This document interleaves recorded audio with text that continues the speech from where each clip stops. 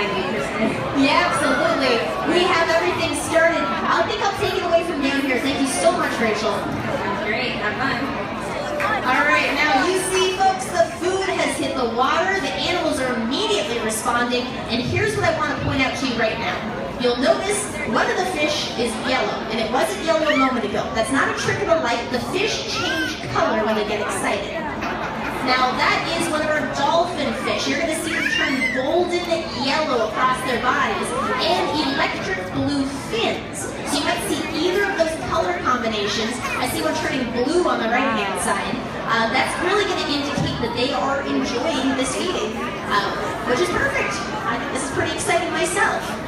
Now, as you're watching the feeding, we really have two major players at this first stage. The dolphin fish are up there and the tuna as well. The small fish, they're staying out of the way.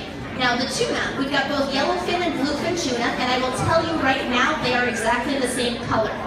So the yellowfin and bluefin tuna are different species. The bluefin tuna are the bigger ones. They'll grow to be 900 pounds. Wow. Now, just out of curiosity, when I came to the aquarium for the first time, I thought tuna were can-sized and highly stackable.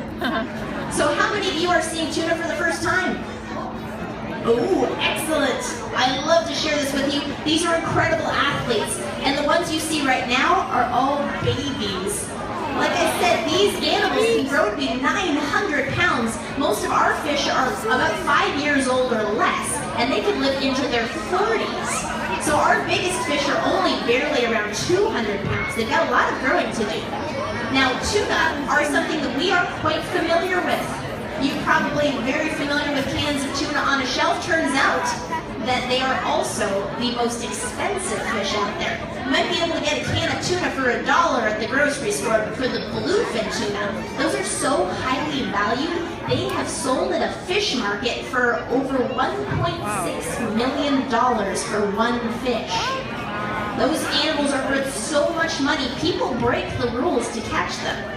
Now that's tough, because if you're an animal who lives into their 40s, then you don't necessarily reproduce as quickly. Unfortunately, in the last 50 years, 90% of the population of our large fish, like bluefin tuna, has disappeared. Now the good news in all this is that we have seen fish recover if they're given a chance. The problem is that if you're worth $1.6 million, it's kind of hard to catch a break. The best thing we can do is make sure not to be buying the fish that are worth more. Not to buy those big bluefin tuna, for example. Now, how many of you are seafood lovers like me? Good. It's okay. I work in an aquarium. Now, seafood can be healthy for us, and it can be healthy for the oceans. The key is to pick the fish that are plentiful. So, for comparison, we mentioned those dolphin fish, the color-changing ones at the surface. You probably have met one before. Dolphin fish is another name for mahi-mahi. Now I'm hearing that, mahi-mahi is a great seafood item. These fish in the wild only live 1 to 2 years, and they can grow to be 90 pounds. That's a really fast-growing type of seafood. So by looking at how they do in the wild, we can pick seafood that's plentiful. Now, speaking of food, you noticed our fish just polished off over 50 pounds of meat in just a couple minutes? That was impressive, but we're not done yet. Now that the big fish are full, we'll get to feed the little fish who are waiting their turn. Those big fish, though, oh my goodness, I love watching that. They are so speedy. It's every fish for his or herself, and they want to get in there, get the food, and get out. So what you're seeing now is things have calmed down now that the food for the bigger predators is done, and what we're going to do is start tossing in food for the little fish.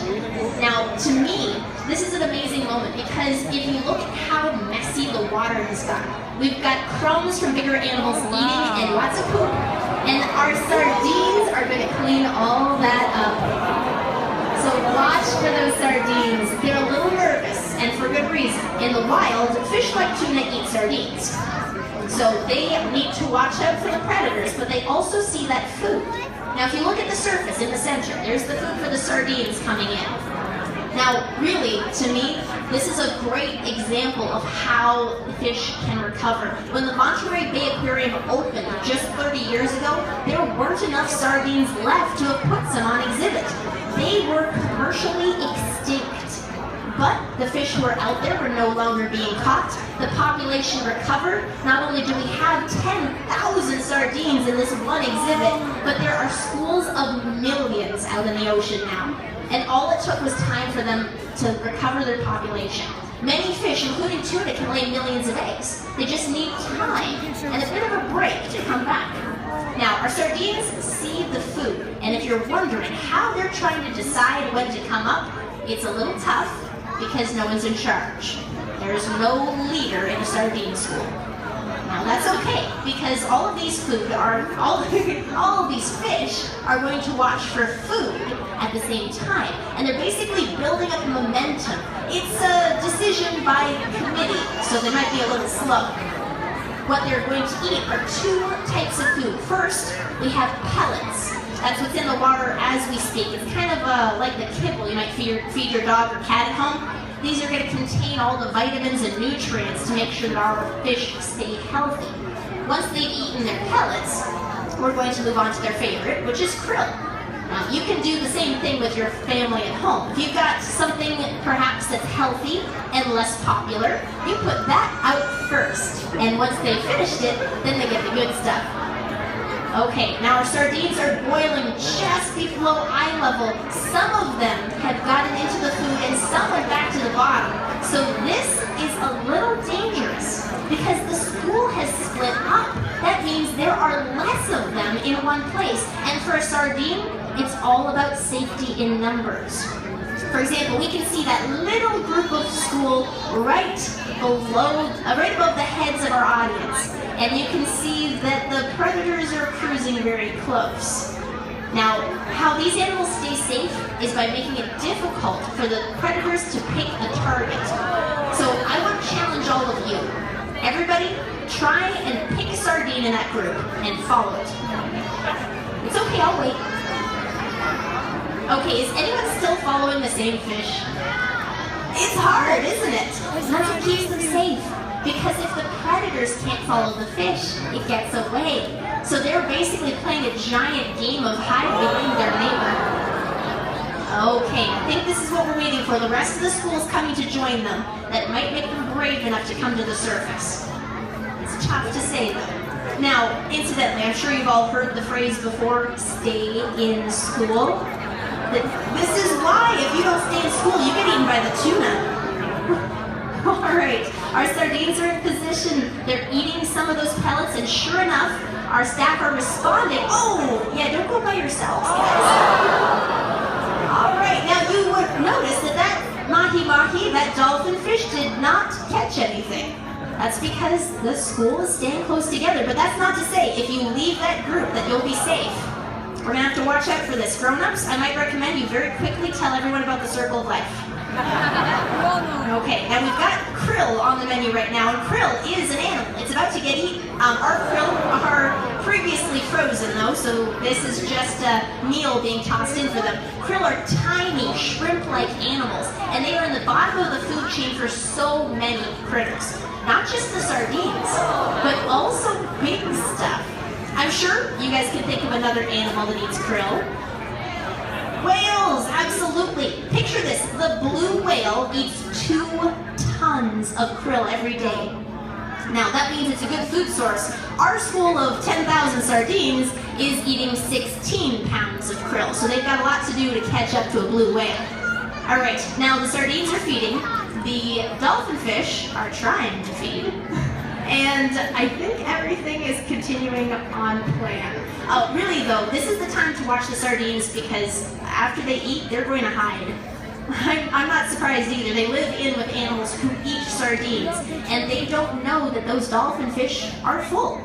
So that's why they're not trying too hard. Our predators were already well fed by things that don't swim away from them. So while it's fun for the dolphin fish to chase after the sardines, they're not really trying that hard. And that's what we need. Now, for all of the fish in here, you might notice that we have so many species living together, and this is exactly what it looks like out in the ocean.